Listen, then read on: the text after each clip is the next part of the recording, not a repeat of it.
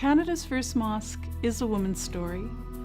It was the vision of women. This is remarkable. I mean, it's the stuff we think of that would happen in a city like Toronto or Montreal or New York. It happened in Edmonton. A bunch of people from a little village in Lebanon.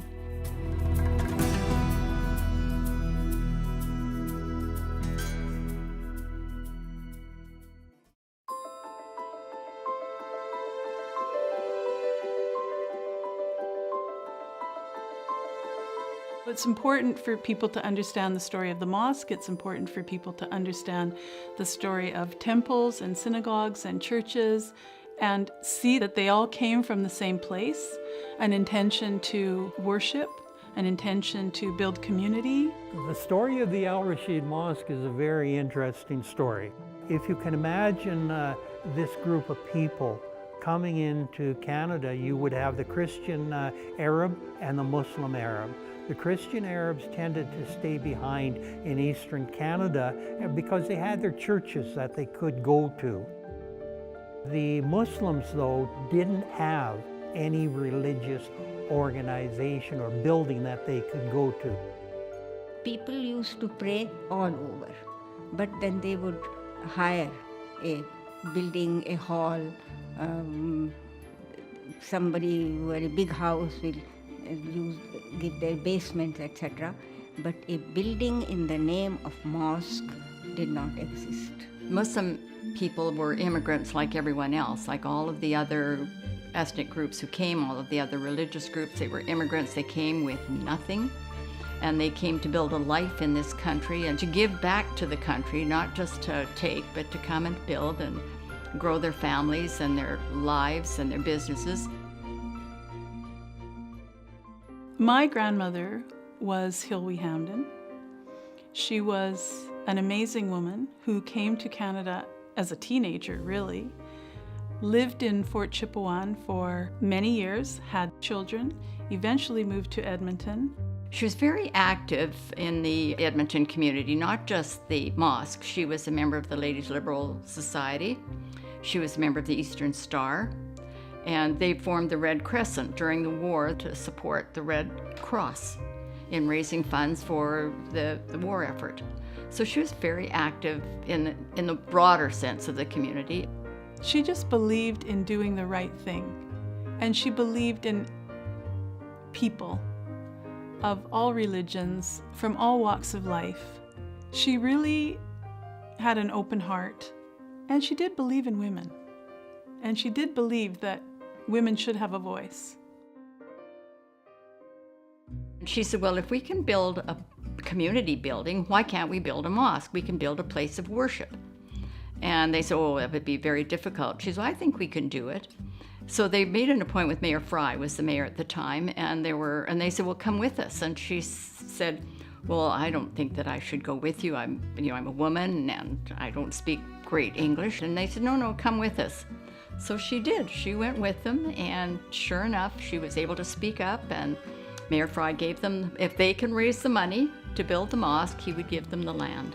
At that time, in 1938, the city of Edmonton had a special program for religious groups. So the city of Edmonton gave land to the Muslim community for $550. My grandmother was very involved as well. She was very much involved also on the fundraising side, cooking the meals, and very much supporting the whole initiative. But basically, I would say all the women and all the men. It had to be a group effort. The first little mosque was supported by the Jewish community, the Christian community, both Protestants and Catholics, obviously the Muslim community, and the Christian Lebanese community. We had a Ukrainian contractor who helped to build this mosque. The Muslims at the time said, we only have so much money to build the mosque. Let's make it as simple as possible. We will take your ideas from the Ukrainian side.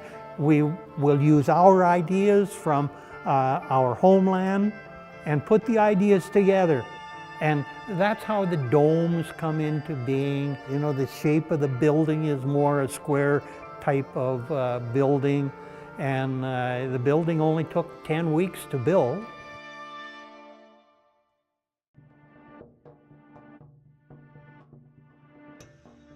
Everybody went to that little mosque, the entire community, regardless of your nationality, regardless of the sect that you belong to. Everybody prayed at that mosque. It was a space that in a number of respects was protected and nurtured by women. I mean, the women annually held these huge suppers. 500-600 people would come and eat at these suppers, all home-cooked food, all prepared in the basement of the mosque. People would literally line up to get in and have their meal. And that fundraising really kept the mosque going from year to year in many respects. So the women were instrumental in the the financial stability of the mosque. And then in 1946, the City of Edmonton and the Edmonton Public School Board wanted to expand a school, Victoria Composite High School. So the school in the City of Edmonton came to the Muslim community and said, would you be willing to move the mosque? And the Muslim community said, yes, we will, but we want a good location. And they eventually said that we will allow the mosque to be moved up to 111th Avenue and 102nd Street. The mosque would stay from 1946 until about 1978, 79, and then the Muslim community, which had about 16,000 people at that time in the city of Edmonton, because the population grew because not only were the Arab Muslims coming into the Edmonton area, but the non-Arab Muslims were coming in. People from Pakistan, India, China, and so on were all coming in, and that's how your Muslim population started to grow. The Muslim community said, well, this mosque is too small for us. So we have to build something new, which will house or take care of all of these new Muslims that are here, as well as the older Muslims.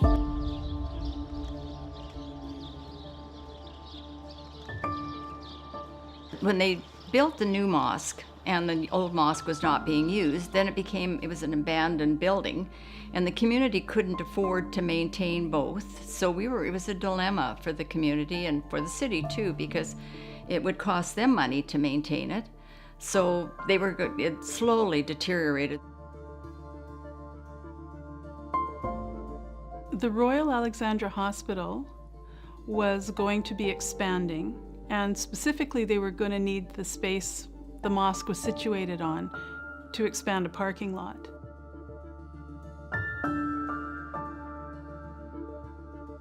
Helen Paul was a city councillor at the time and a member of the Jewish community, and she was one of our biggest allies in saving the mosque. And she said to us, when we were young and we would have out-of-town company come, my dad would always include a drive past the little mosque when he'd be taking visitors around. And she said, we cannot let this mosque fall into ruin or be discarded. The Muslim women group that we have there, all the granddaughters were now part of the women's group. And they say, oh no, this is our heritage and this is our history. We were celebrating in 1988 the 50th anniversary of the mosque. And there was a women's group known as the Canadian Council of Muslim Women, Edmonton chapter, which was led by people like Dr. Lila Fallman. And Dr. Fallman said, you know, instead of talking about destroying this mosque, knocking it down, why don't we talk about saving it because it's the 50th anniversary? Wouldn't it be fitting, since it really was women who spearheaded the building of the mosque, wouldn't it be fitting for women to be the ones who save it from destruction? So we set about to do just that.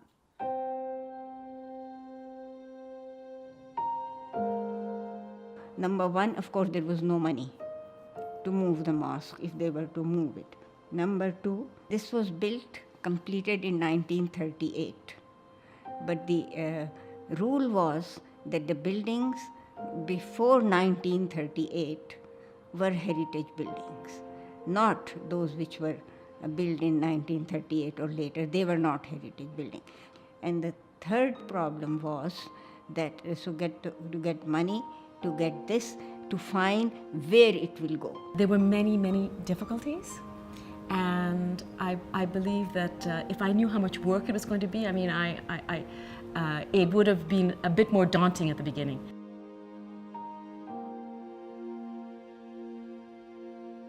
For the next several years, we worked with city councillors, we worked with the mayor, we worked eventually with Fort Edmonton to move it down to our Living History Museum. We did a lot of fundraising, a lot of educating, a lot of lobbying, and in the end, we were successful.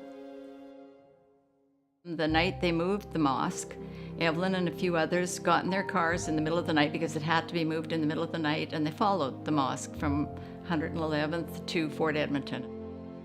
One starry night, it had to be traveled because they didn't want any traffic to be there. So they had to take off the roof first, all the bricks and everything. So it was in a rough shape.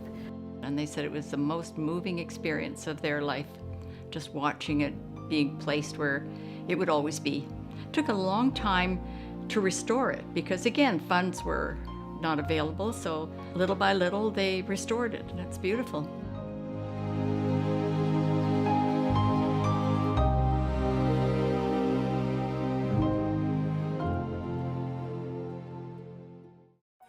It's a testament to the strength of the people who built it during a really hard time and depression, and they had nothing, newcomers to a country, and they wanted something that reflected their beliefs.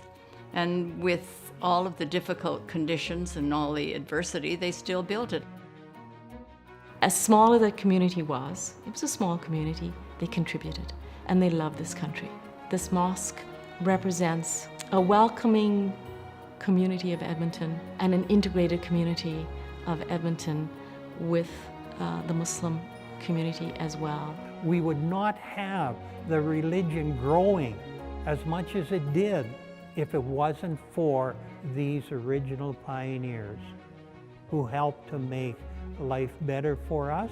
If it wasn't for them, we would not have a lot of the mosques that were built across Canada because of this mosque, the Al Rashid Mosque. It was important to keep the mosque because it is a piece of our history. And it was a place where people came together from all religions for many reasons, not just for prayer. And so it symbolizes that sense of expanded community, that sense of acceptance, of integration, as well as a place of faith and devotion to the divine.